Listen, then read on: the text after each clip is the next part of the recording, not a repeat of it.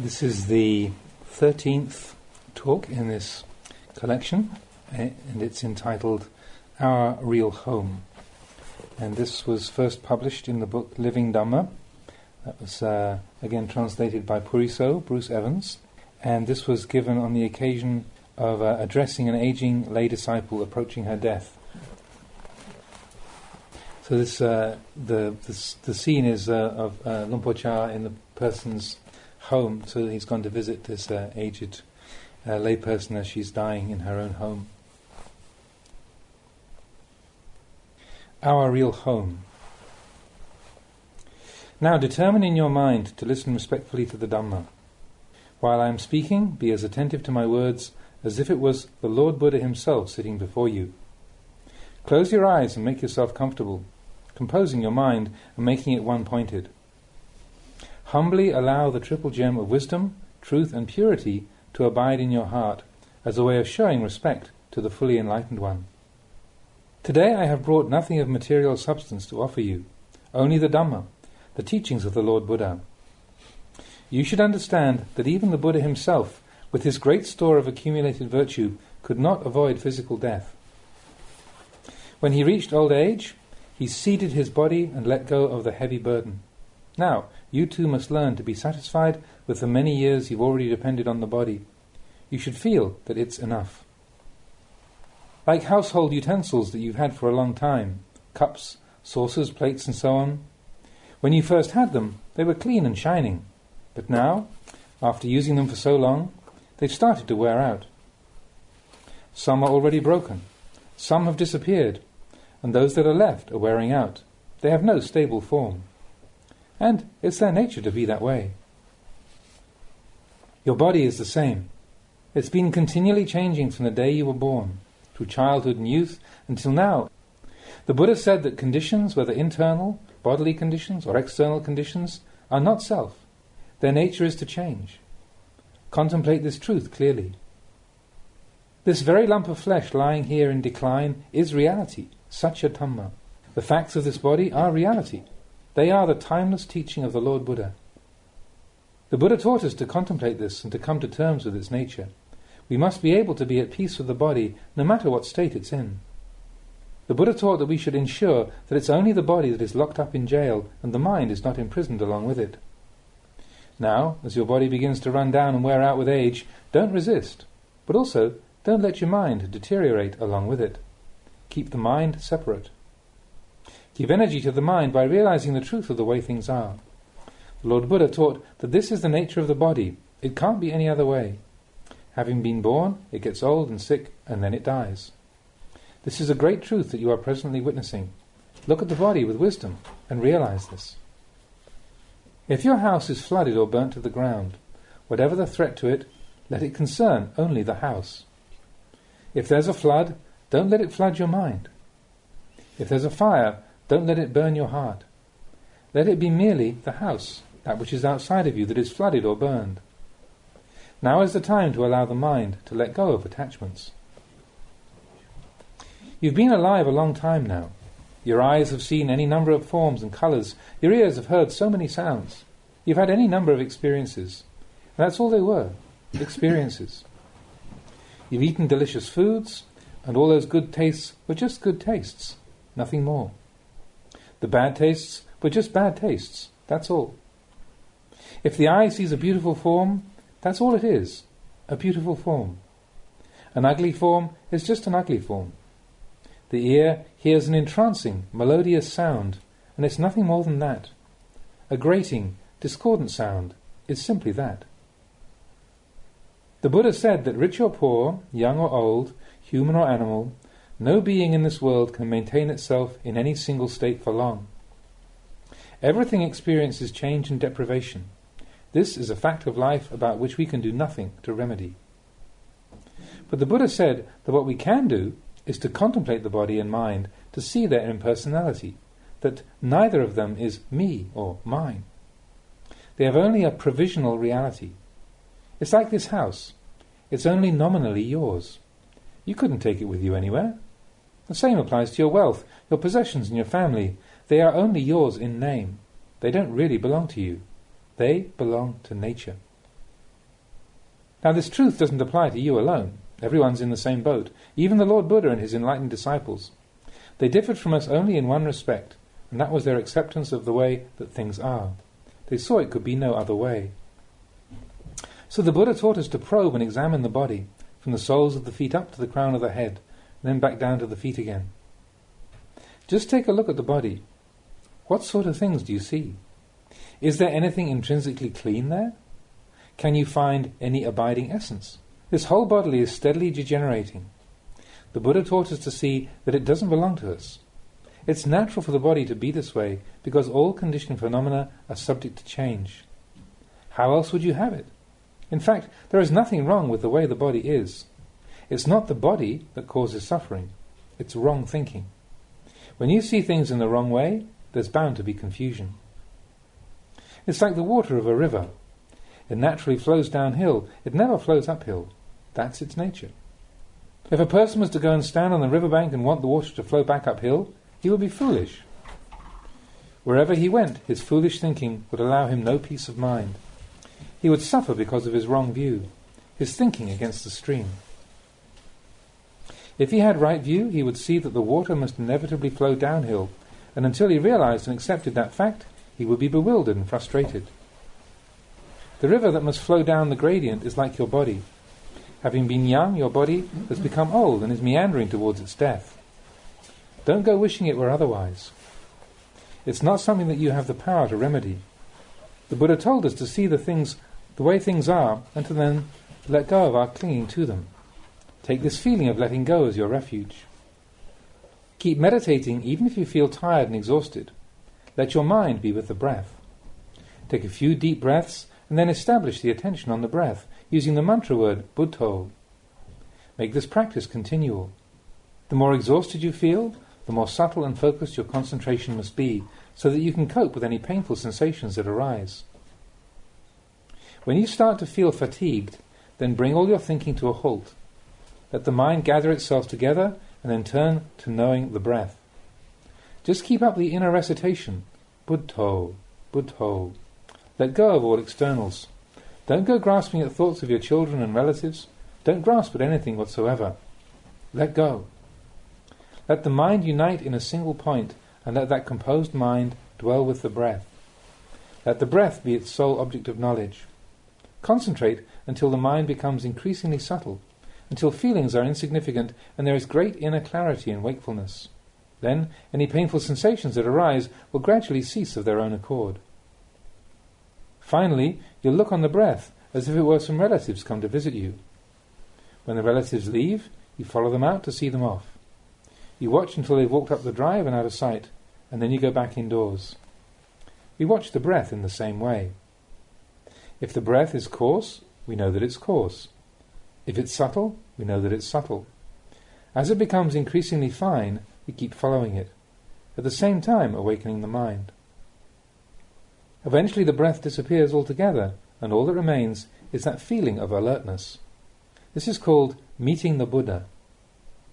We have that clear, wakeful awareness called Buddho, the one who knows, the awakened one, the radiant one. This is meeting and dwelling with the Buddha, with knowledge and clarity. It was only the historical Buddha who passed away. The true Buddha, the Buddha that is clear, radiant knowing, can still be experienced and attained today. And if we do attain it, the heart is one. So, let go. Put everything down. Everything except the knowing.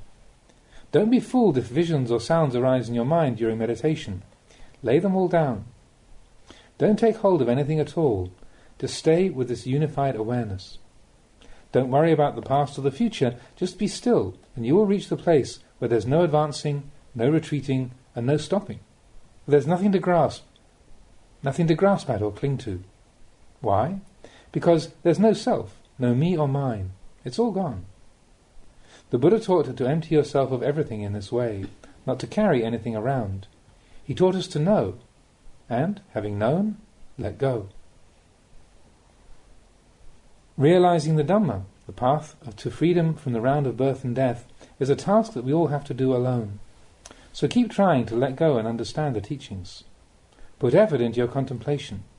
Don't worry about your family. At the moment, they are as they are. In the future, they will be like you. There's no one in the world who can escape this fate.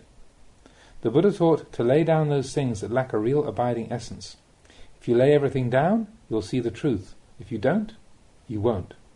That's the way it is, and it's the same for everyone in the world. So, don't grasp at anything. Even if you find yourself thinking, well, that's all right too, as long as you think wisely. Don't think foolishly. If you think of your children, think of them with wisdom, not with foolishness. Whatever the mind turns to, think of it with wisdom. Be aware of its nature. To know something with wisdom is to let it go and to have no suffering over it. The mind is bright, joyful and at peace. It turns away from distractions and is undivided. Right now, what you can look to for help and support is your breath. Now, this is your own work, no one else's. Leave others to do their own work. You have your own duty and responsibility. You don't have to take on those of your family. Don't take on anything else. Let it all go. This letting go will make your mind calm. Your sole responsibility right now is to focus your mind and bring it to peace. Leave everything else to the others. Forms, sounds, odours, tastes.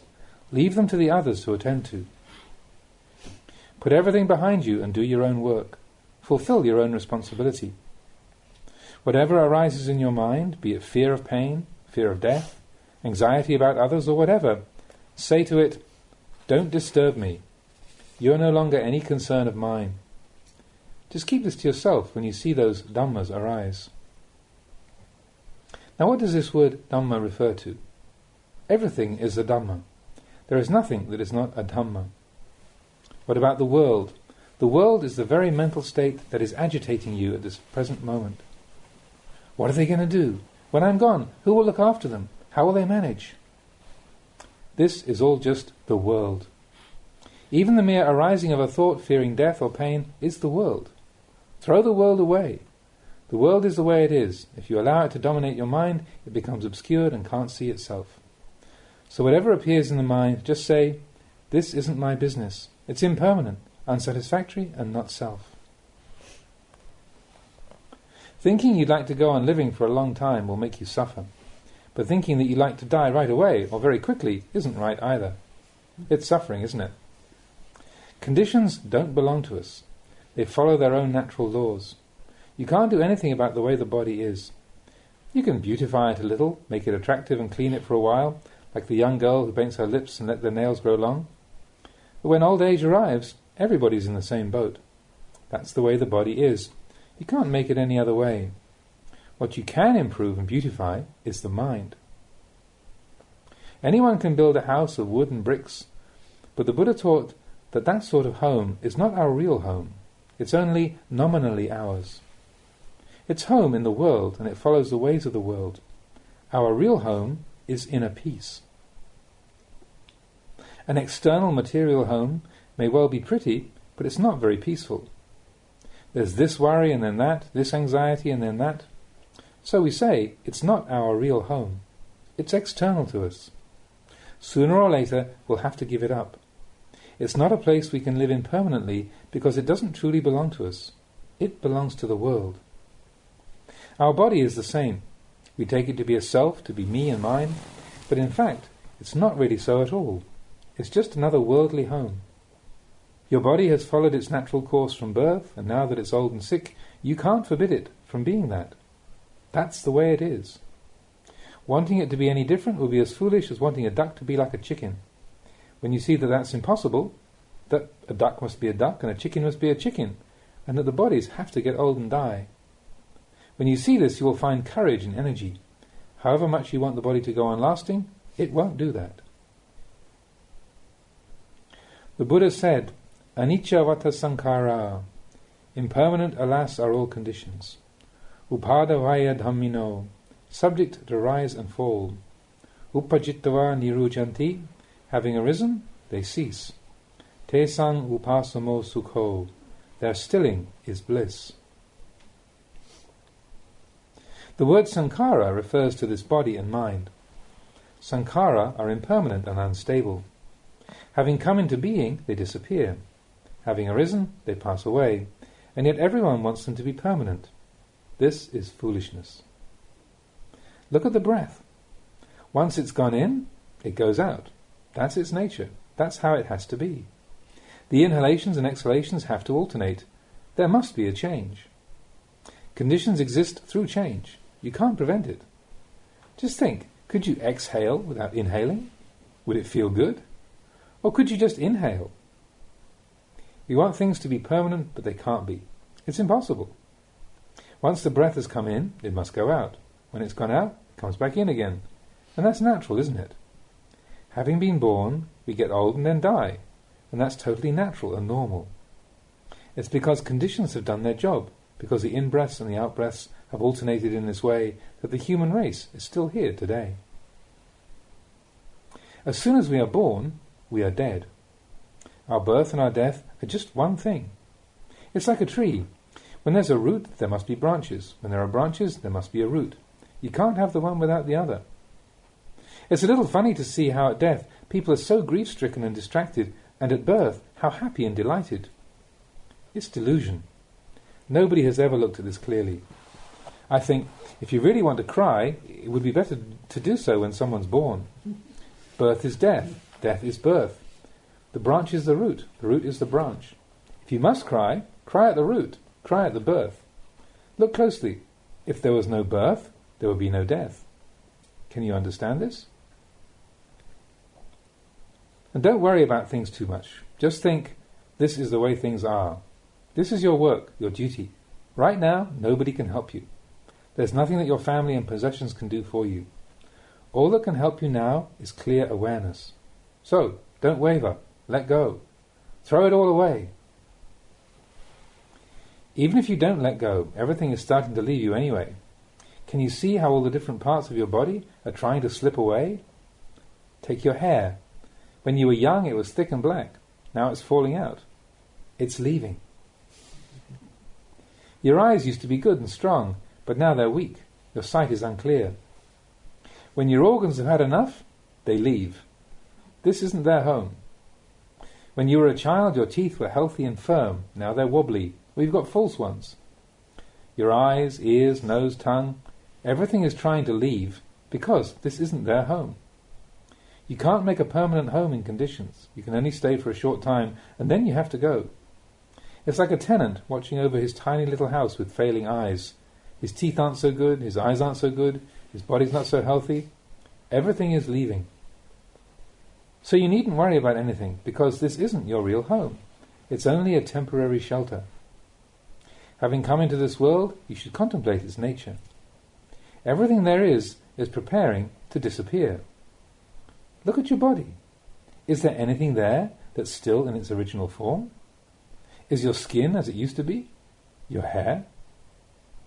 They aren't the same, are they? Where has everything gone? This is nature, the way things are. When their time is up, conditions go their way. In this world, there is nothing to rely on. It's an endless round of disturbance and trouble, pleasure and pain. There's no peace. When we have no real home, we're like aimless travellers out on the road, going here and there, stopping for a while and then setting off again. Until we return to our real homes, we feel uneasy. Just like a villager who's left his village. Only when he gets home can he really relax and be at peace. Nowhere in the world is there any real peace to be found. Poor have no peace, and neither do the rich. Adults have no peace, neither do the highly educated. There's no peace anywhere. That's the nature of the world. Those who have few possessions suffer, and so do those who have many. Children, adults, old and young, everyone suffers. The suffering of being old, the suffering of being young, the suffering of being wealthy, and the suffering of being poor, it's all nothing but suffering. When you've contemplated things in this way, you'll see anicca, impermanence, and dukkhang, unsatisfactoriness. Why are things impermanent and unsatisfactory? Because they are anatta, not self. Both your body that is lying sick and in pain and the mind that is aware of it, its sickness and pain, are called Dhamma. That which is formless, the thoughts, feelings and perceptions, is called Nama Dhamma. That which is racked with aches and pains is called Rupa Dhamma. The material is Dhamma and the immaterial is Dhamma. So, we live with Dhamma, in Dhamma, and we are Dhamma. In truth, there is no self to be found. There are only Dhammas continually arising and passing away, as is their nature. Every single moment we're undergoing birth and death.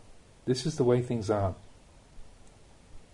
When we think of the Lord Buddha, how truly he spoke, we feel how worthy he is of reverence and respect.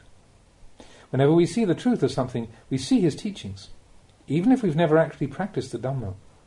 But even if we have a knowledge of the teachings, have studied and practiced them, as long as we still haven't seen the truth, we are still homeless. So, understand this point. All people, all creatures are preparing to leave. When beings have lived an appropriate time, they must go on their way. Rich, poor, young and old must all experience this change. When you realize that's the way the world is, you'll feel that it's a wearisome place. When you see that there's nothing real or substantial that you can rely on, you'll feel wearied and disenchanted. Being disenchanted doesn't mean that you're averse. The mind is clear. It sees that there's nothing to be done to remedy this state of affairs. It's just the way the world is. Knowing in this way, you can let go of attachment.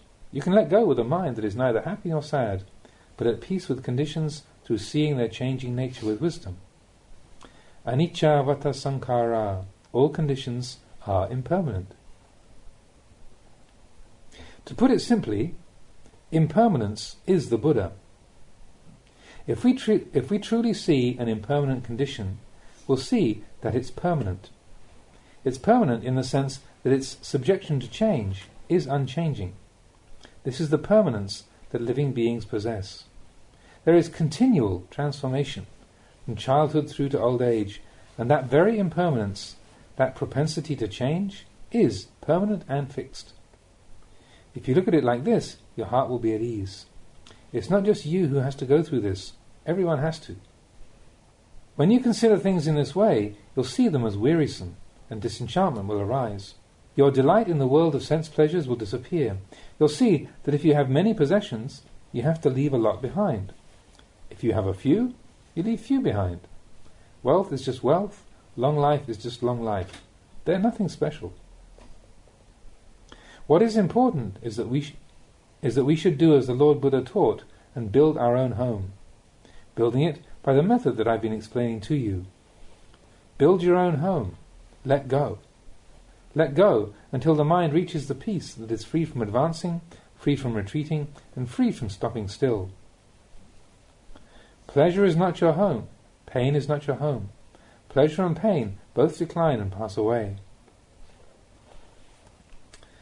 The great teacher saw that all conditions are impermanent, and so he taught us to let go of our attachment to them. When we reach the end of our life, we'll have no choice anyway. We won't be able to take anything with us. So wouldn't it be better to put things down before then? They're just a heavy burden to carry around. Why not throw off that load now? Why bother to drag these things around? Let go. Relax. Let your family look after you.